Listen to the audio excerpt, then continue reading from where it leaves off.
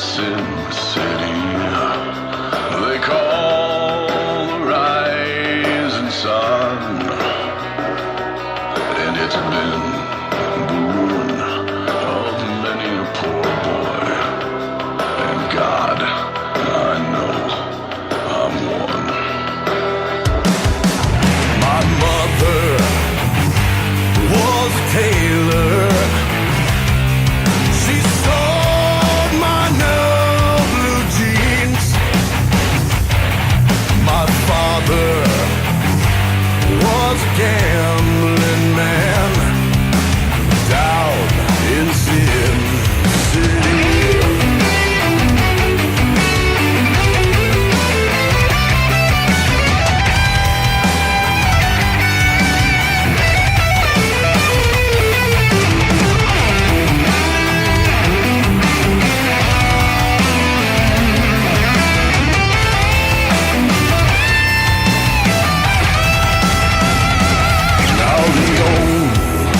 Thing a gambler needs is a suitcase and a trunk,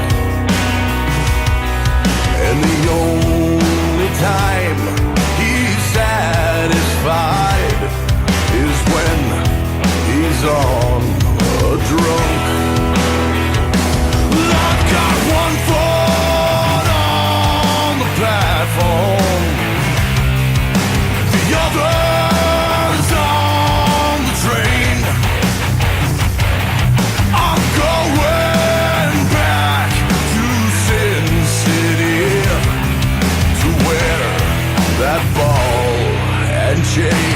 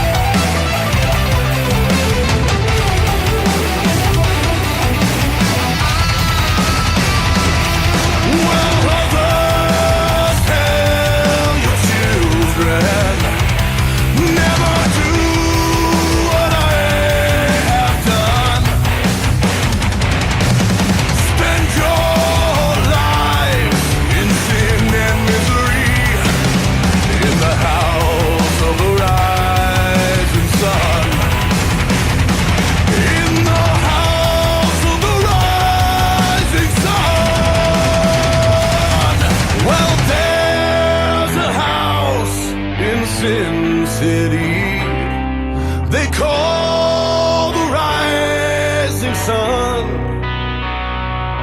and it's been the ruin of many a poor boy, and God knows that I'm one.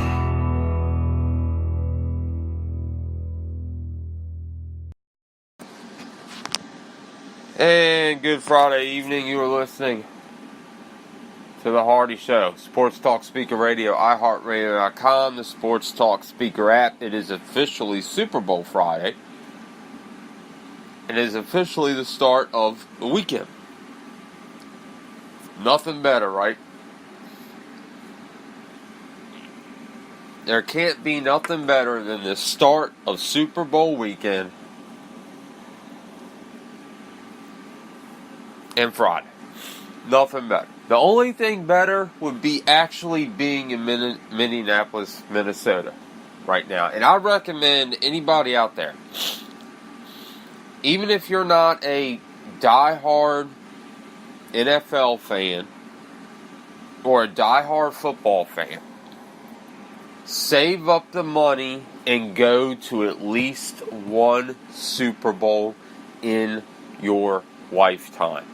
It is worth it. Even if it's not, I know some people that sit there and they swear by, well, if my hometown team or my favorite team doesn't get there, I'm not going to go. Don't be that person. Do not be that person. It's a once-in-a-lifetime opportunity. It is worth the money. It's worth the plane ride. It's worth the hotel stay. It's worth the food and other travel accommodations. It is worth it. I'm telling everybody out there, if you have not been to a Super Bowl yet, go. It's worth it. I think the best that Texas is probably when they did the Super Bowl in Houston.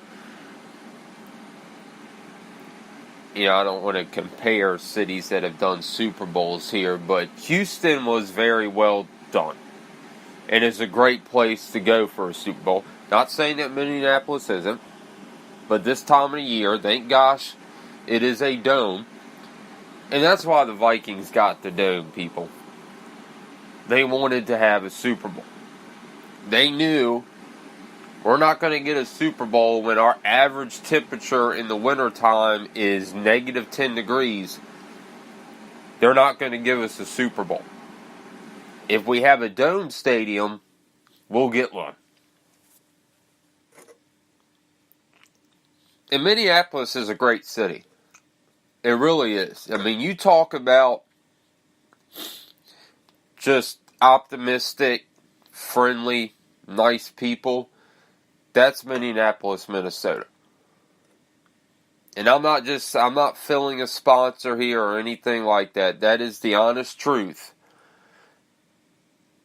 Out of all the cities that I've been to, Minneapolis, people-wise, overall, one of the best. I'm not going to tell you my worst. I think that most of you can probably guess what my worst is. But best city, people-wise, and viewing-wise, is Minnesota. My recommendation is don't go there in the wintertime, though. I don't know how those people do it. I really don't. I mean, I'm from the East Coast. I'm from the Northeast. And it gets cold here. But it doesn't get Minnesota cold. That's cold.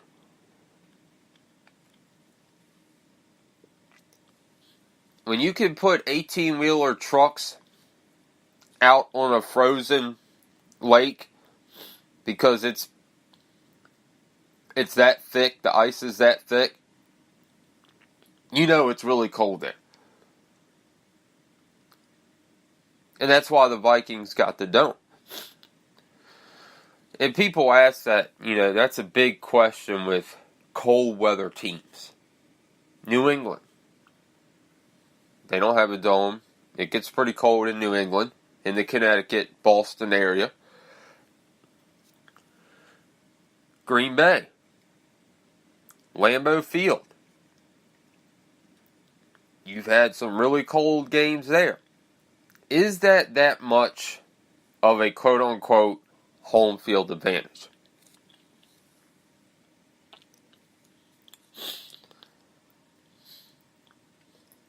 Every home field is an advantage for the home team, regardless of its conditions.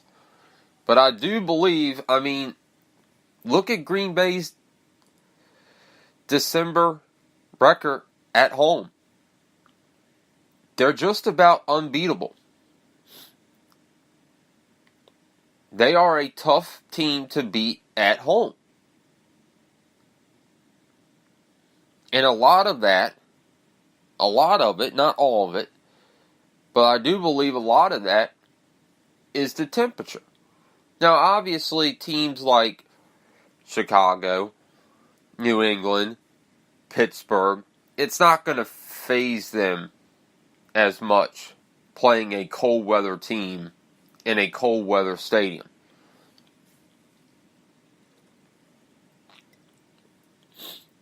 But people seemingly always ask that question. Do cold weather teams really have that much of a quote-unquote cold weather advantage? Ask the Miami Dolphins. Ask the LA Rams. Ask the Oakland Raiders, soon to be Las Vegas Raiders, how they feel when they have to go to a Pittsburgh or go to a New England or go to a Green Bay, and how much it affects their play. Because the handling, and anybody that's played football in the cold, throwing a football in cold weather is different than doing it in warm weather.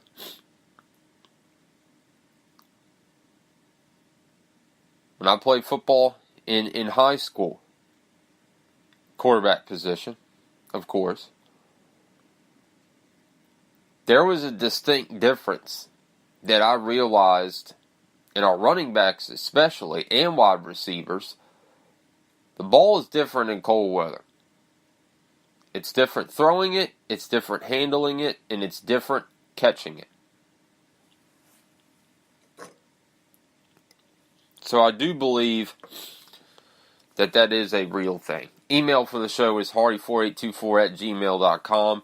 Twitter is @hardy7830.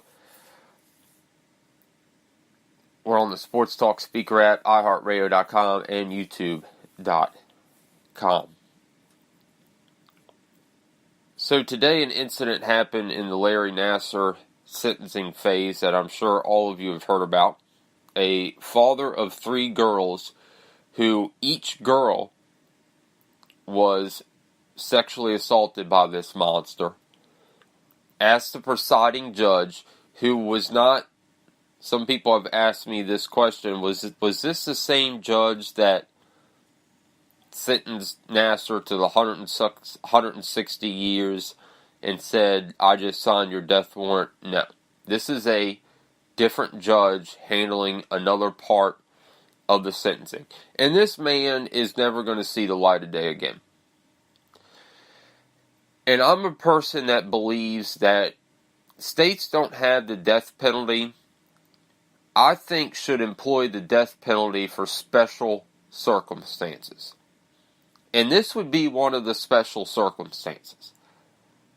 I believe when you do something as sick and as vile as Nassar did, the jury and or judge should have the option of sentencing you to death. And I do believe, I'm a firm believer in that. I think that states that don't employ the death penalty should have special circumstance situations. And this would be one of them. Now, I'm also on the other side of the fence that says, well, he's going to be in prison until the day that he dies. And that's probably going to be worse for him than sitting on death row. And he's going to be somebody that's going to have to be in protective custody, because there's going to be plenty of people that are going to want to get their hands on him. And that's what this father wanted to do. And he went after Nassar. And Nassar, being the coward that he is, hid behind his defense attorney, hid behind the bailiffs, and literally ducked underneath the defense table, because this father was running to tear him apart. And I don't blame him one bit. And he did not they released him. The judge said, I'm not going to charge you with anything. I understand the circumstances. And you can even see one of the bailiffs that has to handcuff him. They have to jump on him. They have to subdue him. That's why they are there. Kind of pats him on the back like, I get it. I understand it. Because I guarantee you, he was not the only one in that courtroom that wanted to do that. But this father of 3 girls, who each girl was assaulted by Nassar, had enough. And he said to the judge, can you give me 5 minutes with them? Judge said, no, I can't do that. He said, can you give me 1 minute with them? Judge said, no,